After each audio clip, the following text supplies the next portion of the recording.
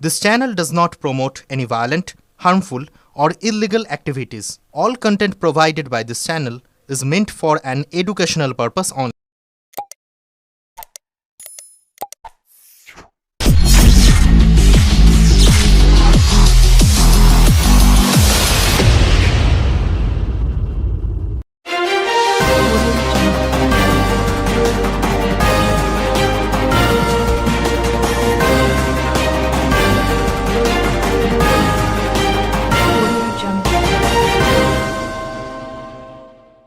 প্রায় 2 দশকের বেশি সময় ধরে পান্ডুয়ায় চেম্বার খুলে বসে রোগীদের পরিষেবা দিচ্ছিলেন আয়ুর্বেদ চিকিৎসক নিতাই সেনাপতি।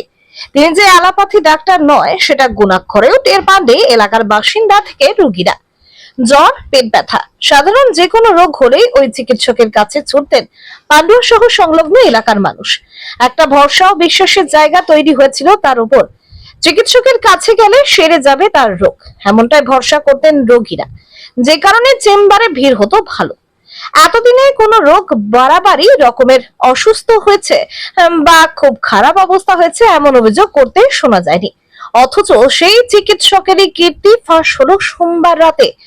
অভিযোগ, এমডি অ্যালোপ্যাথি বিশেষজ্ঞ চিকিৎসক পরিচয় দিয়ে তিনি রীতিমতো অ্যালোপ্যাথি ওষুধের প্রেসক্রিপশন করছিলেন। বিষয়টি নজরে আসতেই নড়েচড়ে বসে পান্ডুয়া ব্লক প্রশাসন। পান্ডুয়া ব্লক স্বাস্থ্য আধিকারিক মঞ্জুর হোসেনের কাছে বেশ কয়েকটি অভিযোগ যায়। পঞ্চায়েত সমিতির সভাপতি স্বাস্থ্য কর্মাধ্যক্ষকে নিয়ে নিজে ওই চিকিৎসকের চেম্বারে যান গতকাল রাতে।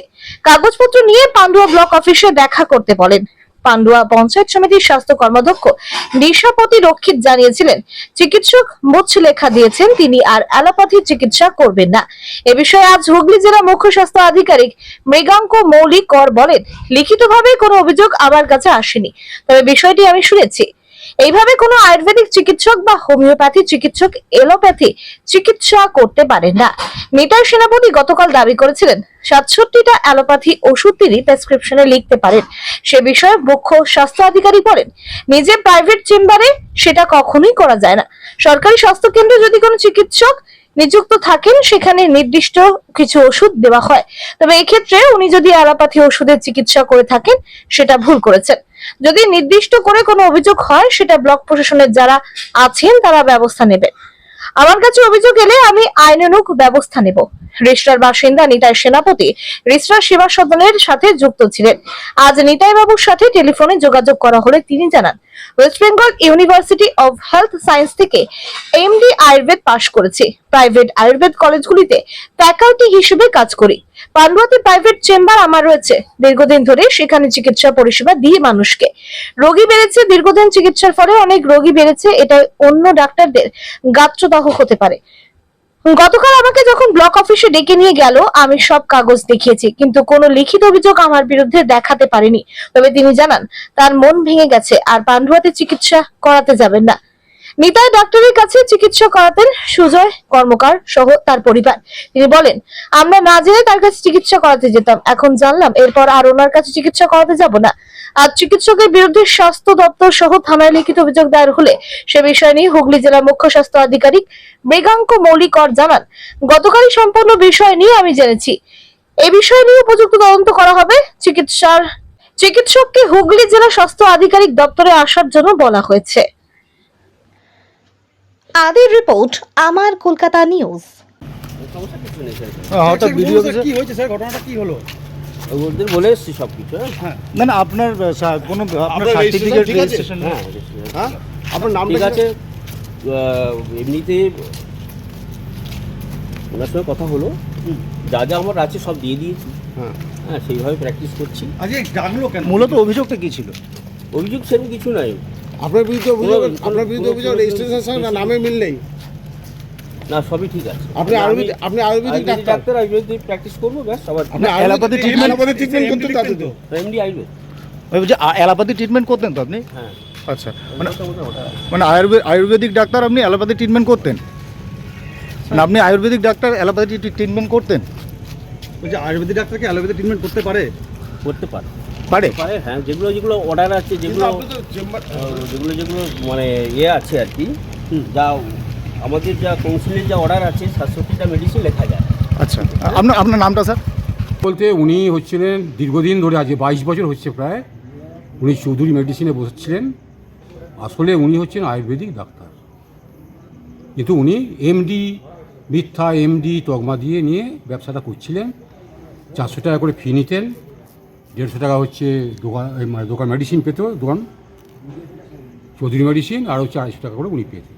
সপ্তাহে 2 দিন করে বসতেন, প্রচুর টাকা ইনকাম করেছেন, প্রচুর মানুষকে ঠকিয়েছেন। কি ট্রিটমেন্ট করেন উনি? উনি অ্যালোপ্যাথি ট্রিটমেন্ট করছেন, একদম বেআইনিভাবে অ্যালোপ্যাথি চিকিৎসা করছিলেন, কিন্তু উনি আয়ুর্বেদিক চিকিৎসক। চিকিৎসক কি উনি কি শিক্ষা? আজকে ঘটনাটা কি ঘটলো? এখন মেডিসিন কাউন্সিলের, আয়ুর্বেদিক যে মেডিসিন কাউন্সিল আছে তার মানে ওনার দেখা যাচ্ছে যা কাগজপত্রে উনি যেটি কোনো পাঠিয়েছেন, তাতে উনি একটা মানে প্রশাসনিক ইয়েতে আছে, হ্যাঁ, সুপার, কোথাকার সুপার, চিকিৎসা করবেন এরকম কিছু আজকে কি চিকিৎসক হলো? হিসেবে কোনো ডকুমেন্টস সেরকম পাওয়া যায়। আজকে কি হলো ঘটনা? আর যেটুকু করেন উনি আয়ুর্বেদিক একটু করেছেন, এটা বোঝা গেছে, হ্যাঁ, কিন্তু উনি চিকিৎসা করছেন অ্যালোপ্যাথিক এমডি, মিথ্যা তকমা দিয়ে। এটা কি ভুয়ো চিকিৎসক বলা যেতে পারে? ভুয়ো অ্যালোপ্যাথিক চিকিৎসক বলা যেতে পারে? বহুত অ্যালোপ্যাথিক চিকিৎসা মানে অ্যালোপ্যাথি আর ইয়ে মানে অ্যালোপ্যাথিক চিকিৎসক কি ভুয়ো বলে মনে করছেন? হ্যাঁ, ভুয়ো তো অবশ্যই ভুয়ো। আজকে কি উনি হলো? মুজলিকা লিখে দিয়েছেন যে আমি এরম ভুয়ো চিকিৎসা অ্যালোপ্যাথিক করছিলাম, আমি আর করবো না বলে উনি লিখে দিয়েছেন। প্রশাসনিকভাবে ওনার বিরুদ্ধে কোনো ব্যবস্থা নেওয়া হবে? ব্যবস্থা নেওয়া হবে, এখন আমাদের আলোচনা হচ্ছে, সেটা জনস্বাস্থ্যে আমরা মিটিং আজকে আলোচনা করে এটা ধরা হলো, এবং এরপরে জনস্বাস্থ্য বিভাগের আলোচনা করে লিখিত আমরা নিয়ে নিয়েছি। এরপরে কি স্টেপ নেওয়া যায়, হ্যাঁ, সম্ভবত এফআইআর করতে হতে পারে, কারণ বহু মানুষকে ঠকিয়েছে, নাহলে এরকম ধরনের আরও অনেক জায়গায় যাবে, উনি আবার আরও ঠকাবেন মানুষকে। সেই হিসেবে ওনার বিরুদ্ধে আমরা ব্যবস্থা নিতে পারি, এবং সেটা বিডিও ম্যাডামের সঙ্গে আলোচনা করে এফআইআর ওনার নামে করতে পারি। আপনারা জানলেন কি করে? আমরা জানলাম বলতে আমাদের কাছে ওই বিডিও সাহেবের কাছে অভিযোগ করেছিল মানুষ, যে এরকম উনি ভুয়ো অ্যালোপ্যাথি চিকিৎসা এইভাবে চিকিৎসা করছেন দীর্ঘদিন ধরে, এটা অভিযোগ করেছে। সেই হিসেবে বিডিও সাহেবকে আমরা বলেছিলাম যে আপনি বিষয়টা জানুন, কারণ ওই সম্বন্ধে আমাদের তো অত আইডিয়া নেই, উনি ওটা ভালো বুঝতে পারবেন। আইনি ব্যবস্থা নেবেন? হ্যাঁ, আইনি ব্যবস্থা না, ওনাকে দেখুন। আপনারা আইনি ব্যবস্থা নেবেন? হ্যাঁ, আইনি ব্যবস্থা নেব বলতে। 1 বছর হবে, 1-1.5 বছর হবে। পরিবারের কেউ দেখাতো? হ্যাঁ, আমার ছেলে দেখাতো, আমার মানে ওয়াইফ দেখাতো, আচ্ছা। 2টো ছেলে, আমার ওয়াইফ দেখাতো, 3 জন। এখন 4 জন। এখন কি শুনেছেন এন সেনাপতির যে একটা বিষয় খবর না, এসেছে? আজকে তো শুনলাম কি শুনলেন? যে ডাক্তারবাবু নাকি ভুয়ো আর কি, মানে ভুয়ো চিকিৎসক, মানে যিনি আয়ুর্বেদিকের চিকিৎসা করেন, হ্যাঁ, উনি মানে মেডিসিনের যে স্পেশালিস্ট সেটা জানতাম না, জানাতে তার কাছে গিয়েছিলাম। হ্যাঁ, কি মনে হচ্ছে এখন? এখন মনে হচ্ছে বাড়িতে গিয়ে বলবো যে ডাক্তারবাবু এইগুলো মানে ভুয়ো আর কি, বাড়ির লোক চিকিৎসা করাবে কি না সেটা এবার তাদের ব্যক্তিগত ব্যাপার। আমার তো মনে হয় না যাওয়াটাই ভালো। হ্যাঁ, অনেকদিন তো চিকিৎসা করিয়েছেন, কি পদ্ধতি মানে কিভাবে করতো কি জানেন কিছু? এখন আমার একবার নার্সিংহোমে আমি ভর্তি ছিলাম রিলসরায়, হ্যাঁ, সেখানে অনেক টাকা পয়সা আমার খরচা হয়েছে, অনেক রকম টেস্ট করেছিল, সেই টেস্টগুলো সব করার পর আমার সুগার থেকে মানে সোডিয়াম ফল্ট হয়েছিল। হ্যাঁ, তারপরে উনি বললেন যে তোমাকে মাকড়সায় চলে গেছে, আর কিছু হবে, মাকড়সার কামড়ানোতে জ্বর ছাড়ছে না, ইত্যাদি ইত্যাদি সব রিপোর্ট, অনেক রিপোর্ট করেছিল, আর পেশেন্ট কমে যাবে। হ্যাঁ, সেই ইয়েতে আমি তারপর থেকে আর যাইনি, যদিও ওনার ওষুধ চলছে, এখনও খাচ্ছি। এখনো কি ওষুধ খাবেন? এখন ওষুধ বলতে সুগারের যে ট্যাবলেটটা ওটা খাচ্ছি, আর প্রেশারে। এখন তো তাহলে শুনলেন ডাক্তারবাবু বিষয়ে, তো এখন কি মনে হচ্ছে, মানে সংশয় কি কিছু আছে, সন্দেহ কি কিছু আছে? সন্দেহ বলতে ধরুন ওষুধগুলো মনে করছি এখন অন্য ডাক্তারকে দেখাবো, একবার দেখিয়ে দেখাবো যে ওষুধগুলো সঠিক কিনা, বা আমার সুগার মেপে অন্য পরীক্ষা করে দেখিয়ে, হ্যাঁ, ওই ওষুধগুলো অন্য একটা কোনো এমডিকে দেখিয়ে যে এই ডাক্তারবাবুর কাছে এই ওষুধগুলো খেতাম, এগুলো সঠিক কিনা। আমরা তো কিছু জানি না এই বিষয়ে, ওষুধের সম্বন্ধে আমরা কি জানি, আমরা কিছু জানি না। কিভাবে জানতে পারলেন? ও ডাক্তারবাবু ঠিকানা কিভাবে পেয়েছিলেন? এইখান থেকে চৌধুরী নার্সিংহোমে দেখাতাম। চৌধুরীতে? ওইখান থেকে দেখিয়ে ওনার নার্সিংহোমে আমি ভর্তি করি। যে ওষুধের দোকানে উনি বসতেন সেই দোকানে কি কিছু বলবেন, জানাবেন যে আপনার? ট্রিটমেন্টের সম্বন্ধে?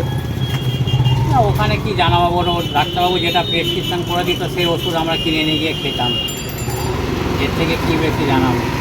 ওষুধের দোকানদারকে বলবেন না যে জালি এটা রাখলেন? হ্যাঁ ওটা তো বলবো, আমরা তো কিছুই জানি না, ওনাদের আপনাদের উপর সাথে তো বিশ্বাস আমার করে দেখা হয়নি, বা আমি ঘটনাটা রিসেন্ট এই মাত্র শুনলাম, পরে প্রতিক্রিয়াটা জানাবো ওদের।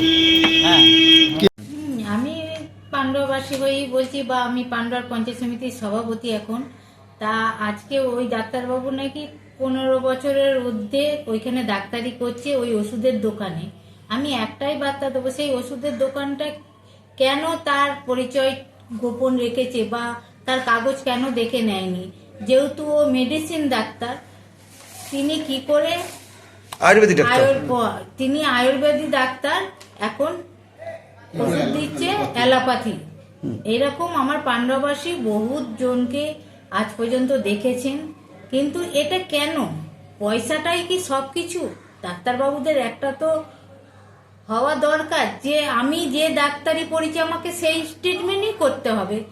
সে কেন আজকে পাণ্ডুয়ায় এসে এই যে মানুষগুলোর কার যে কি ক্ষতি হয়েছে এত বছরে সেটা তো আমাদের কাছে এখন নেই। তা আমি চাইবো ডাক্তারবাবু যেন যে এমডি হয়েছেন সেই এমডি নিয়েই সে ডাক্তারি করুন। দিদি অ্যাকচুয়ালি বলতে গেলে উনি তো আয়ুর্বেদিক ডাক্তার, ট্রিটমেন্ট করছিল অ্যালোপ্যাথির। মানুষের মধ্যে কি ক্ষতি তো একটা মনে হয় বড় অংশের হয়েছে বলে মনে হয় নাকি?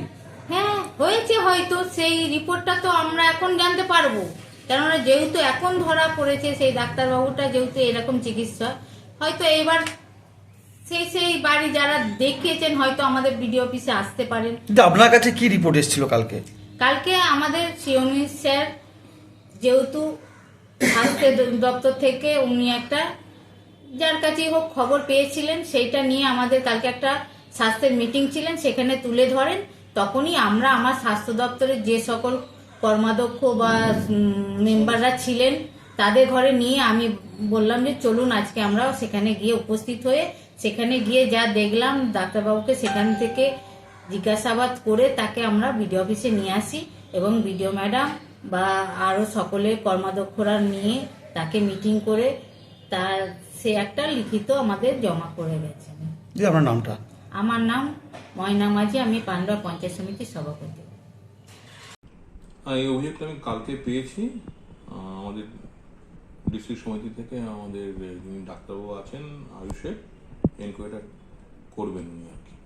আর যেটা যে ভুয়ো ডাক্তার না, উনি রেজিস্টার্ড প্র্যাকটিশনার আন্ডার আয়ুর্বেদ। উনি ওনার বিএমএস ডিগ্রিও আছে এবং ওনার এমডি ডিগ্রিও আছে, বাট উনি অ্যালোপ্যাথিতে প্র্যাকটিস করছিলেন। That is not entitled except writing some medicines.